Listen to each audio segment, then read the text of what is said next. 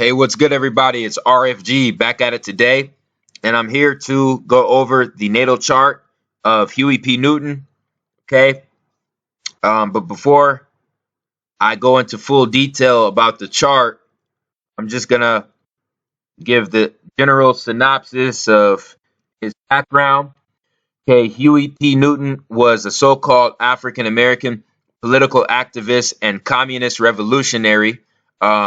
This word communist really doesn't even exist. Okay, it says who, along with Bobby Seale, co-founded the Black Panther Party in 1966. He continued to pursue graduate studies, eventually earning a PhD in social philosophy. In 1989, he was shot and killed in Oakland, California. Okay, so when we look at just the general information here, he was born February 17th, 1942, which I find really, really interesting because that was only 1 month after Muhammad Ali. So Huey P. Newton and Muhammad Ali were both born just 1 month apart from each other, same year. I do not think that was a coincidence at all. You know, the creator works in very amazing ways. This was 1942, you know what I'm saying? 1942 to about the late 1950s. You know, that was a time where the indigenous people of America, where our ancestors needed some kind of guidance. They needed some kind of guidance from dominant figures. You see what I'm saying? Dominant political figures to show them the right way, to basically show them the steps to break themselves out of bondage, whether that be mental, you see what I'm saying, spiritual, or financial. You see, that's what this society has set for all of us, okay? Including our ancestors, mental, spiritual, and financial bondage. Okay. And I believe Huey P. Newton and Muhammad Ali were put back on this earth at a very critical time in our ancestors' history. They were put back here to basically show the indigenous people to have self-pride, have a love of self. You see what I'm saying? To love themselves for being so-called black. Okay.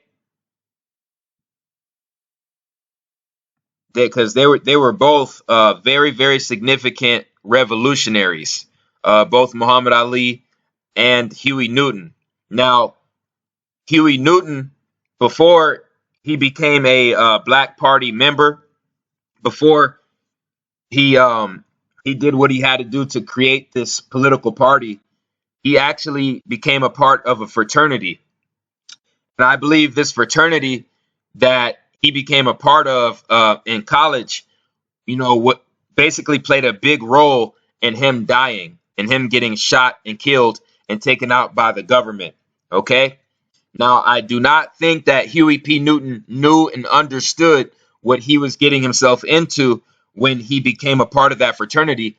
I definitely think when he joined, he had good intentions. Okay. Just like, just like not Malcolm X, just like Martin Luther King, you see, and a whole bunch of other individuals with good intentions. But as soon as you get involved in those Greek fraternities, okay, you're basically signing your life over to the government when you do that.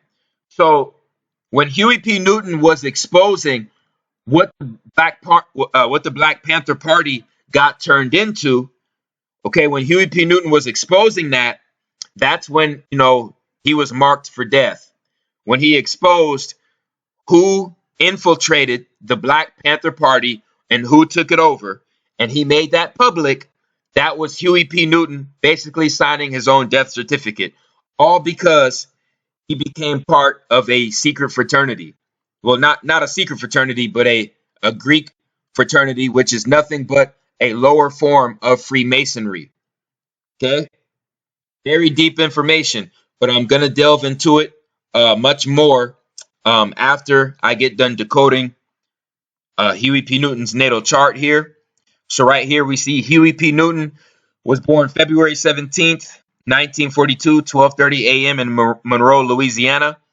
Now, what I will say about people born on February 17th, okay, anybody born on the 8th, 17th, or 26th of the month has a small portion of Capricorn traits to their personality.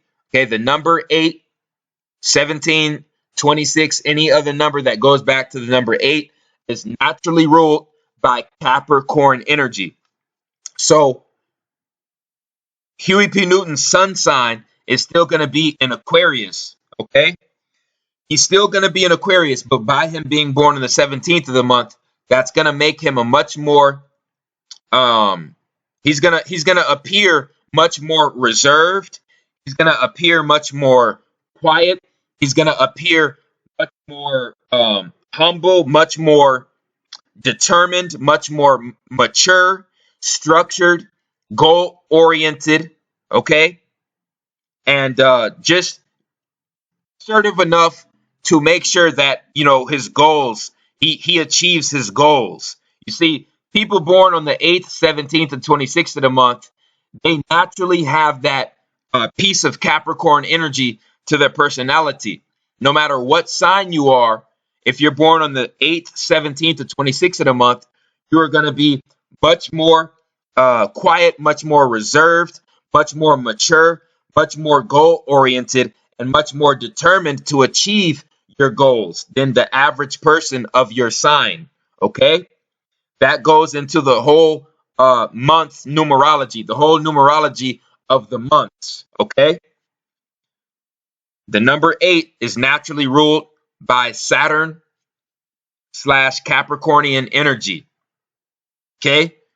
So he was an Aquarius, just an Aquarius with a small portion of Capricorn traits. Now, when we look at Huey Newton's ascendant, his ascendant is basically how people perceived him when they first got to meet him in person. It was his demeanor. Our ascendant is how we go about initiating our everyday activities. Okay?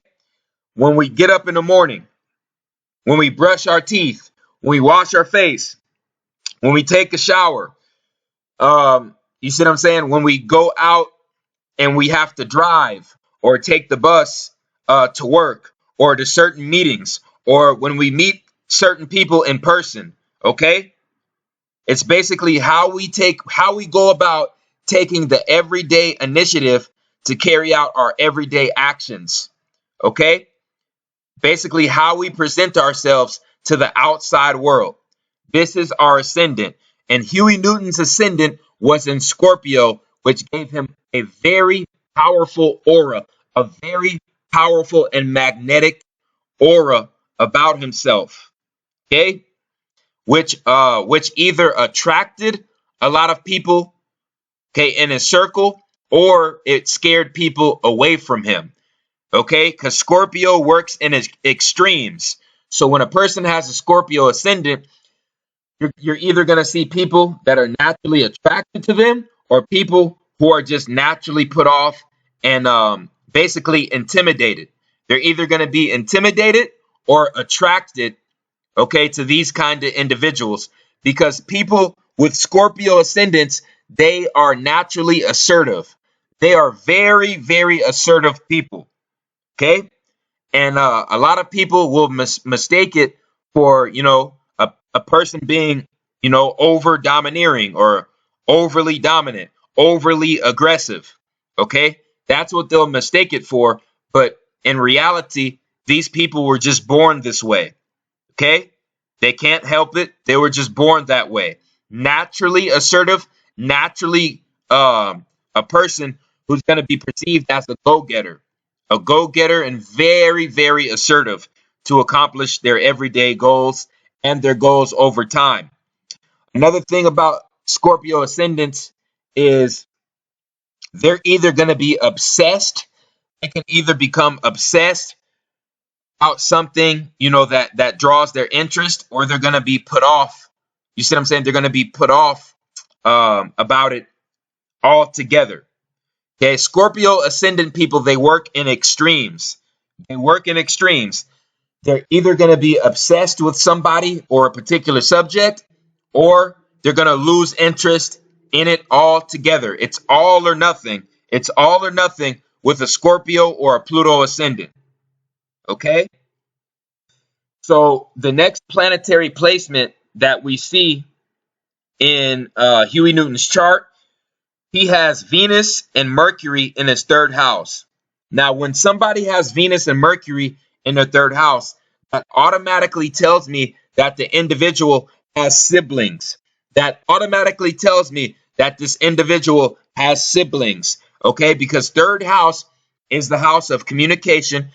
It's our ability to communicate and our ability to learn different forms of communication, whether that be a different language, whether that be a form of writing or poetry, a form of art that's tied to communication, any piece of our brain that's tied to communication, and our ability to communicate is seen in the third house. What kind of signs and what kind of planets are in the third house? Okay. We also see the energy around our siblings. The energy around our siblings is seen in our third house. The body part that the third house rules is the lungs and the arms. The lungs and the arms as well. Okay? So with Huey Newton having Mercury and Venus in his third house, this tells me without a doubt that he had multiple siblings. Okay? He was very intelligent when it came to forms of communication. More than likely, he knew more than one language. Okay? With this placement, and he had multiple siblings. So let's check this information out. Okay? Huey P. Newton had not only one, not only two, not only three. Okay? Huey P. Newton had 6 siblings. 6 siblings. And this was all shown in his natal chart simply by him having Venus and Mercury in his third house. Mercury is home in the third house. Yeah, Mercury is home in the third house. Venus enhances that energy, okay, and brings blessings and fortune in the third house. So you could say that Huey Newton was blessed with a large number of siblings, okay? Venus and Mercury in the third house. This also signifies that he knew more than one language. Now, Sun in the fourth house.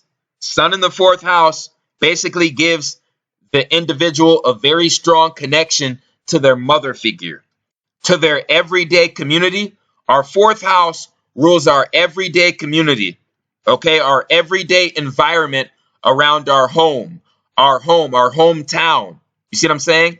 Our neighborhood, our hometown, our home community, our household, what kind of household we were brought up in.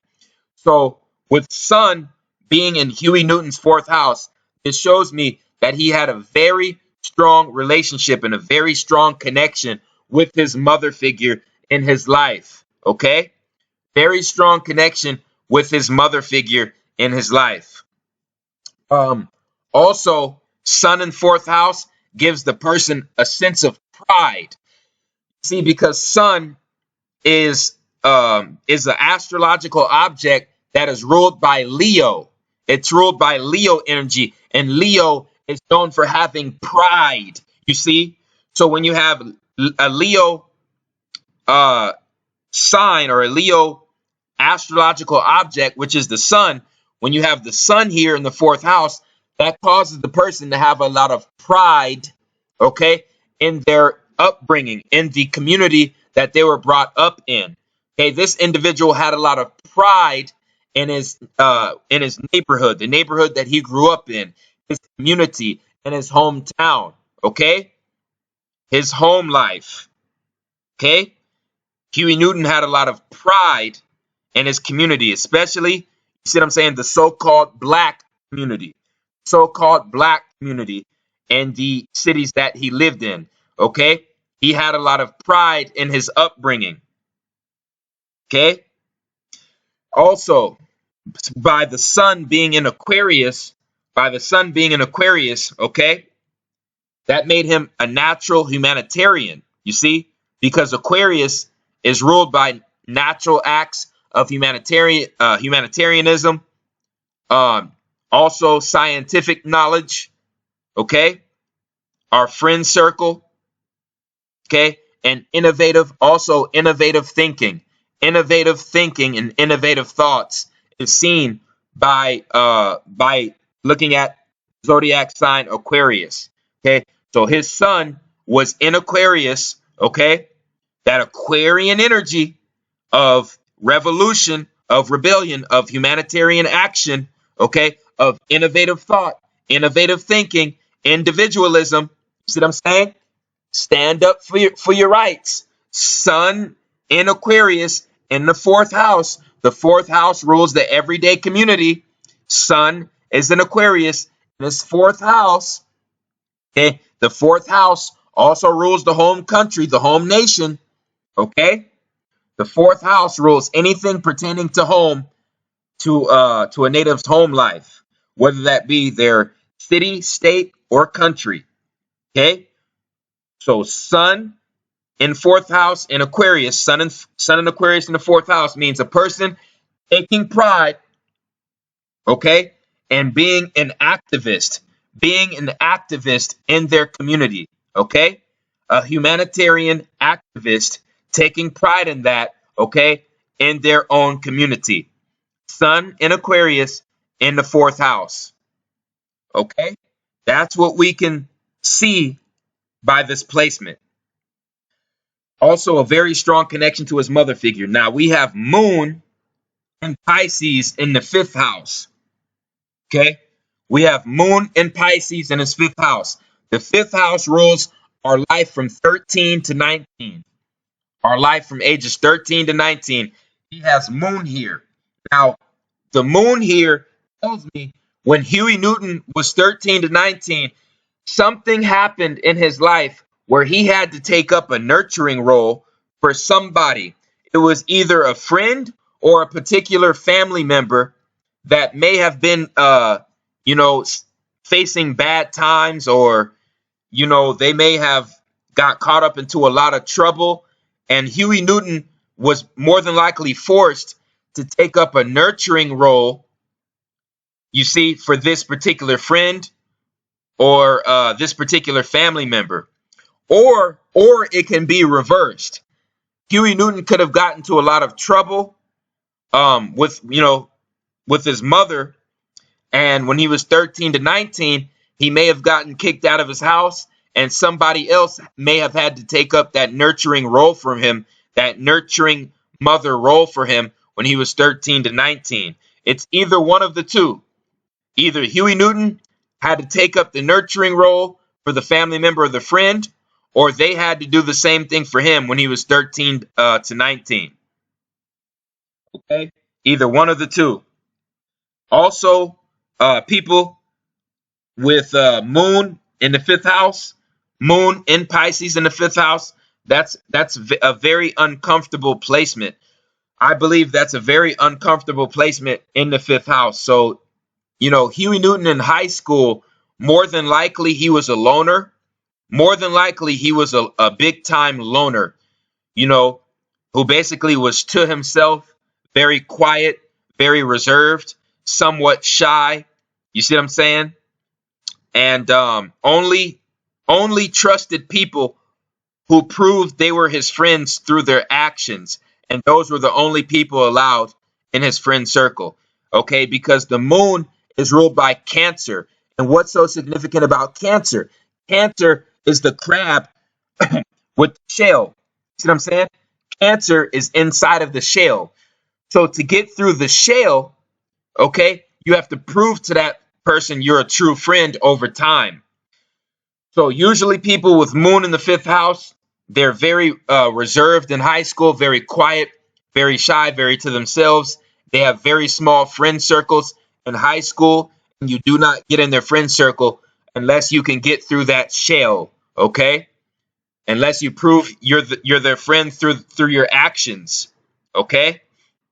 So that's basically basically a general depiction, a general breakdown of Huey Newton's life when he was 13 to 19. Okay, his next planetary placements, are going to be right here in his seventh house. The seventh house rules love and serious relationships.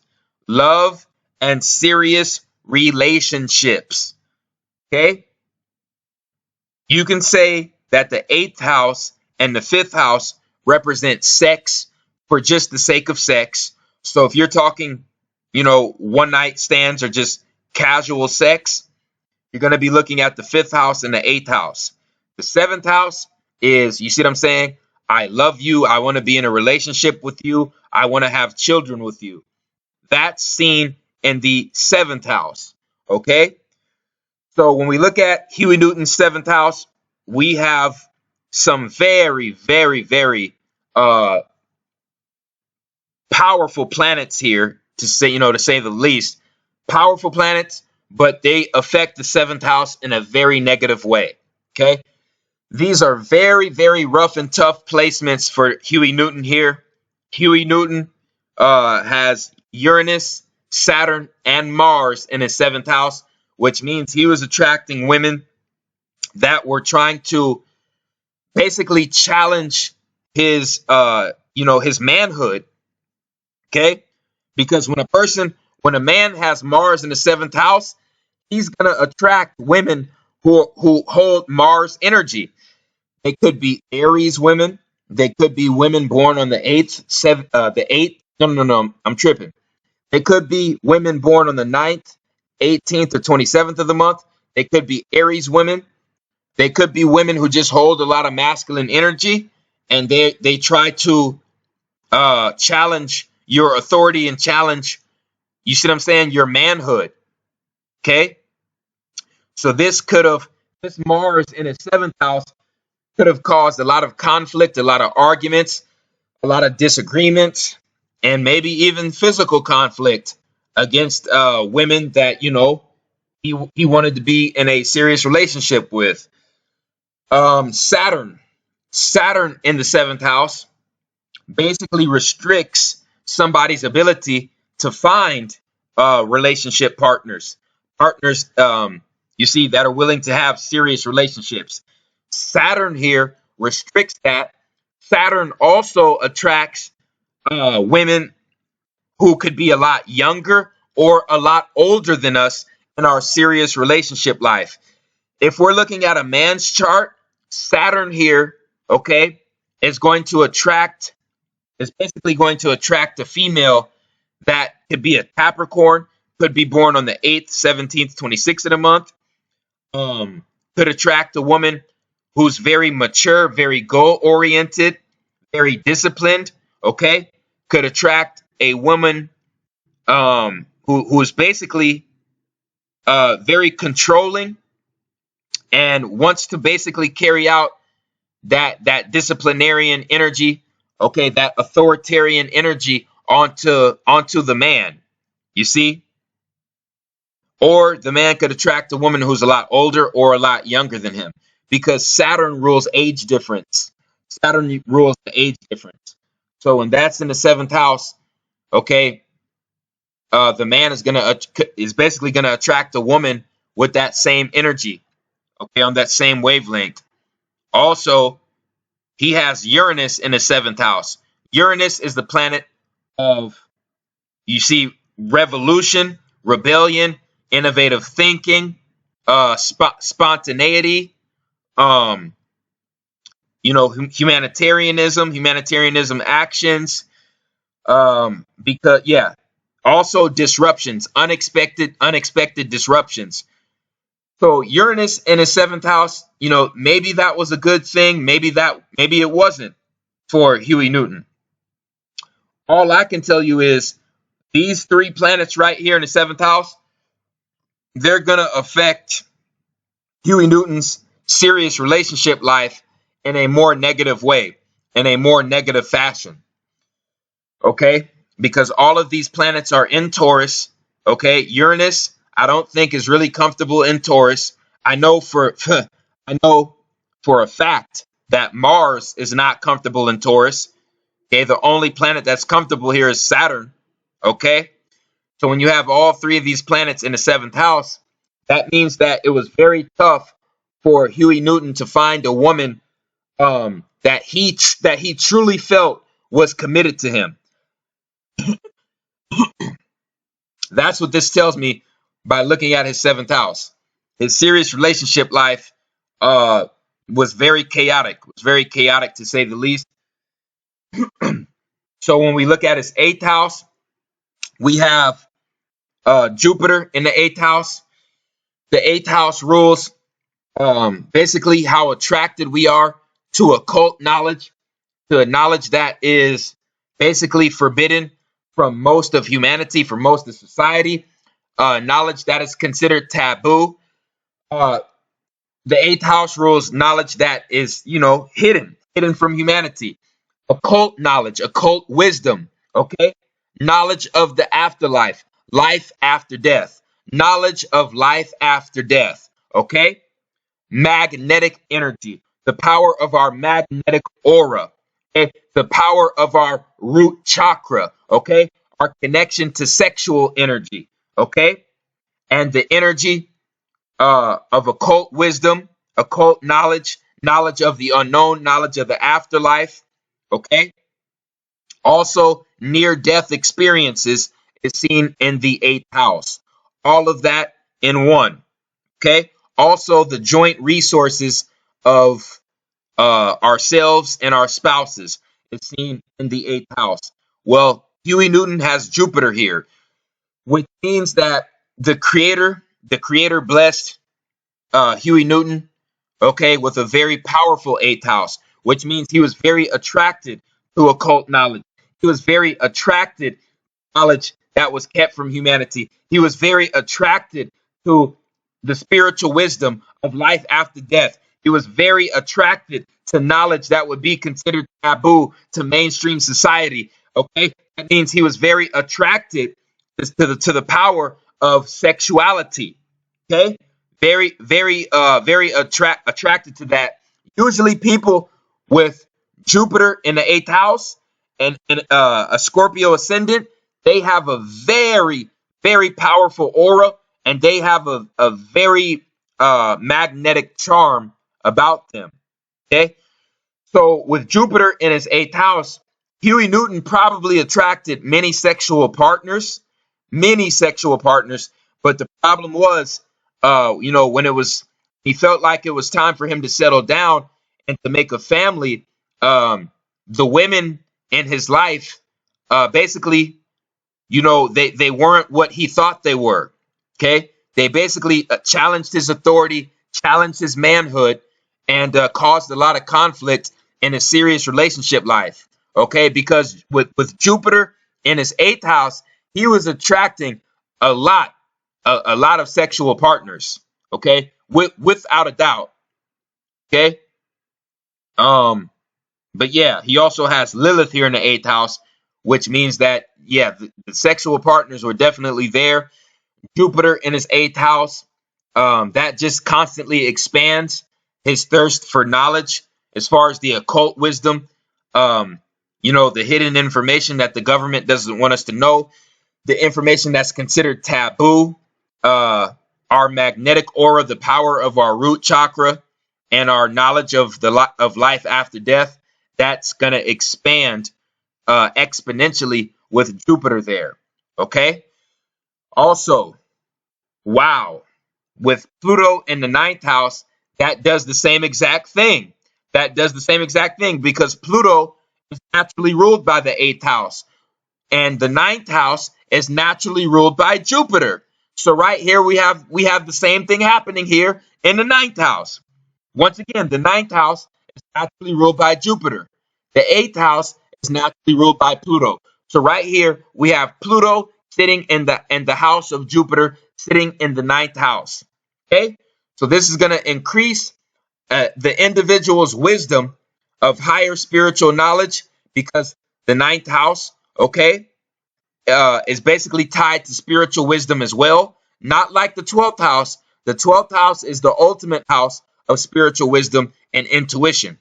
The ninth house and the eighth houses, okay, are the lesser houses when you're talking about spiritual wisdom, okay?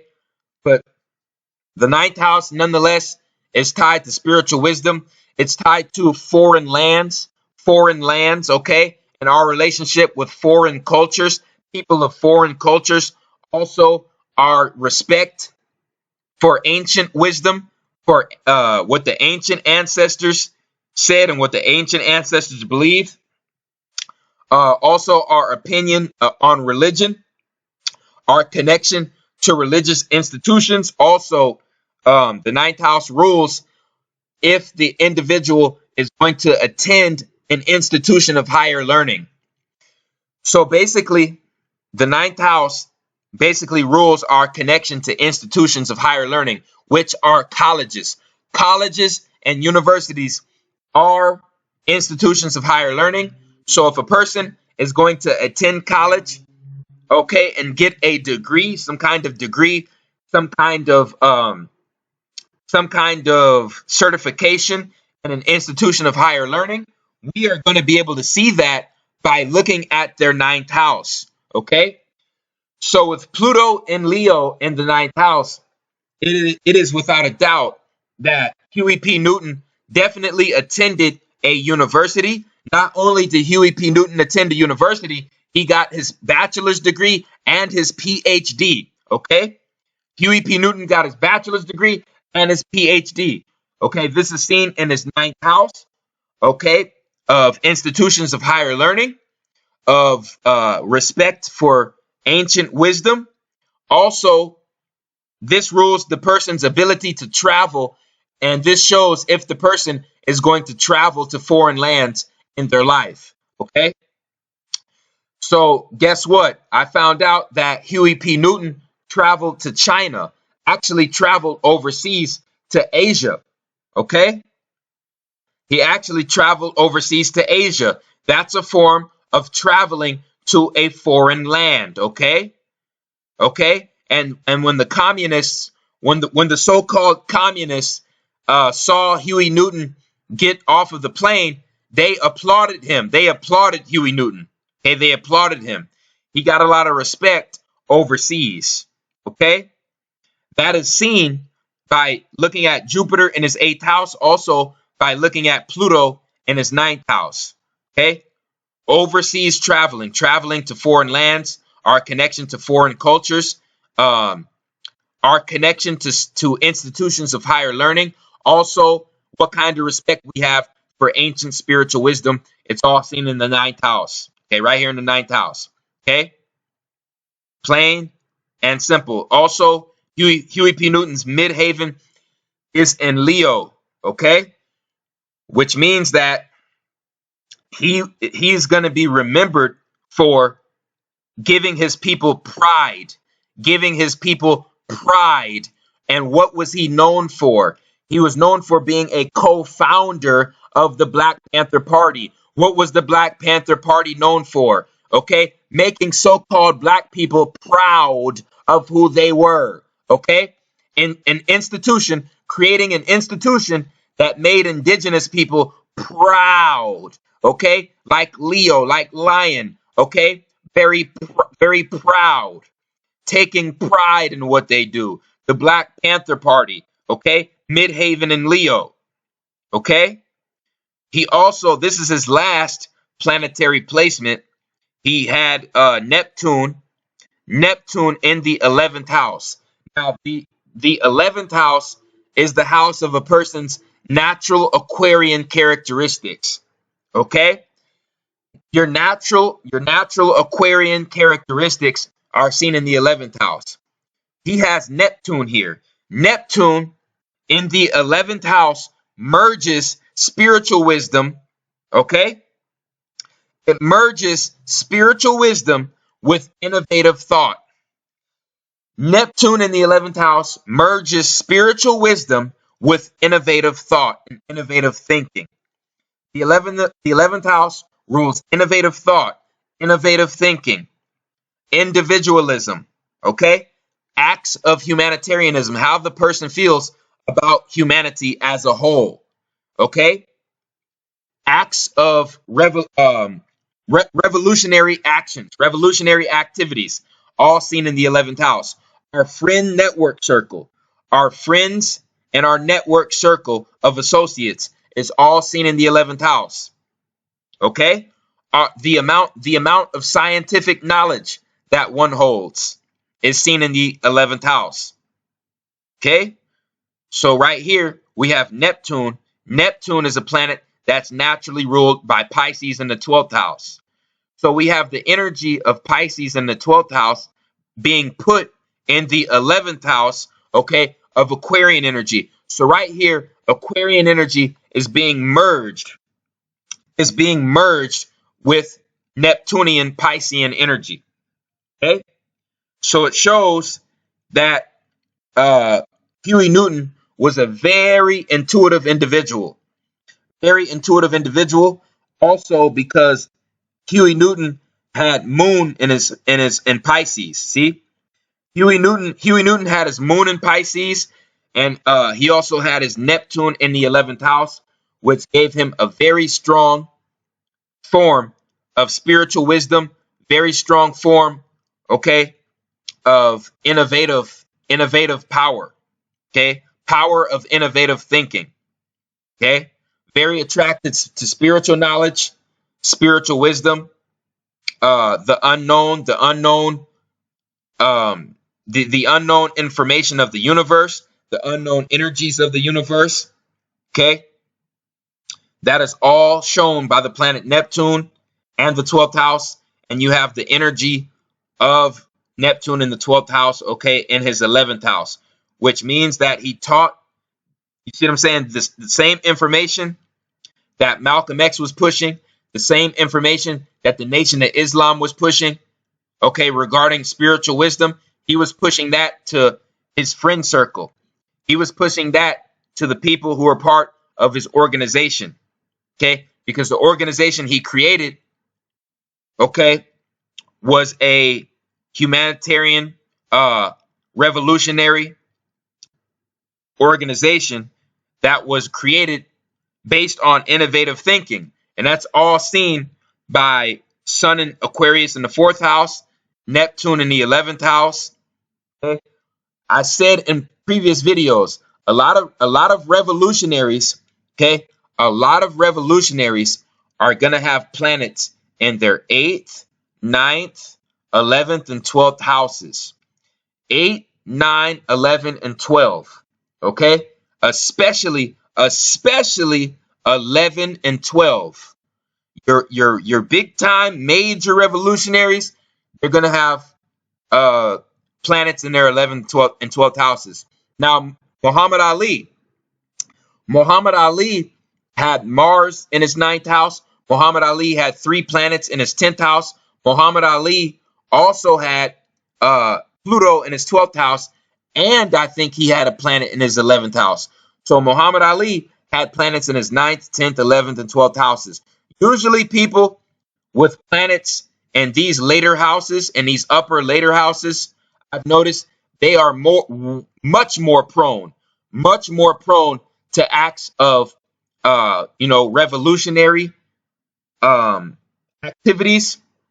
You see, they're much more prone to higher spiritual knowledge, higher spiritual wisdom, and basically acts of humanitarianism, and they're more tied, okay, to hidden spiritual wisdom and acts of revolution.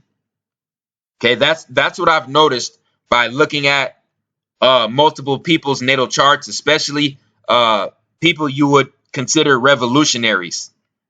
Okay, so without further ado, that's basically it. That's all I had for Huey Newton's natal chart. Okay, Huey Newton's strongest houses, okay, are going to be 3, 4, 3 and 4, 8 and 9. Yeah, his 4 strongest houses were 3, 4, 8, and 9. Okay? So, yeah, that's really all I had on this subject. My next video, I'm going to be going into very, very, very deep information regarding the true history of religion and how religion ties to our everyday reality, and how each religion is basically a branch off of the cosmic truth. Okay? Each religion is a branch off of the cosmic story of creation and cosmic truth. Okay? So be on the lookout for that.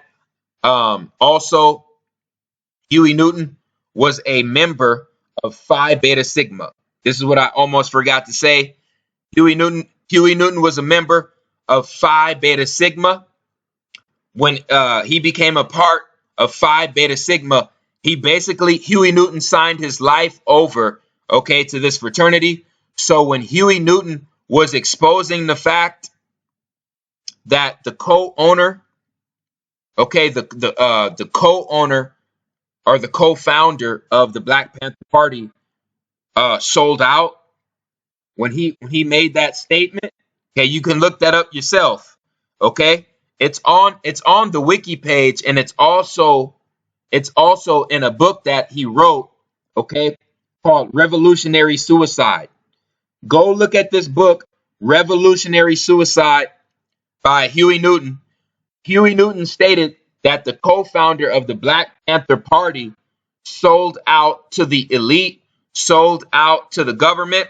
Okay, after he made those statements, Huey Newton was put to death August 22nd, 1989, at 47 years old. Okay, 47 is a very strong number, very significant number in Freemasonry. Okay, and Huey P. Newton was a member of this fraternity called Phi Beta Sigma. Okay, and I'm willing to bet my bottom dollar that Phi Beta Sigma, they were the middlemen. They were the middlemen that were tied to Huey Newton's assassination. Okay, because the Freemasons, the government, they have middlemen. They have middlemen do their work. Okay, if they want somebody dead, they're gonna have their middlemen do it. Okay, they're always gonna put the gun or the weapon in the hands of one of our own. Okay, that's how the Freemasons operate. That's how the Zionist Jews operate. They hire these sellouts that are tied to these fucking Greek fraternities to assassinate and to take out our prolific leaders. Okay, so Huey Newton probably didn't know what he got himself into. He became a member of Phi Beta Sigma. Okay, but I'm more than willing to bet anything that this fraternity was directly linked to the actions, okay, that led to Huey Newton being assassinated. Okay, very mind-blowing information. Okay, but that's really all I had on this subject. Okay, I appreciate everyone who supports RFG and Atlantean movement. Please like, share, and subscribe. It's the Chosen One, man. I'm out.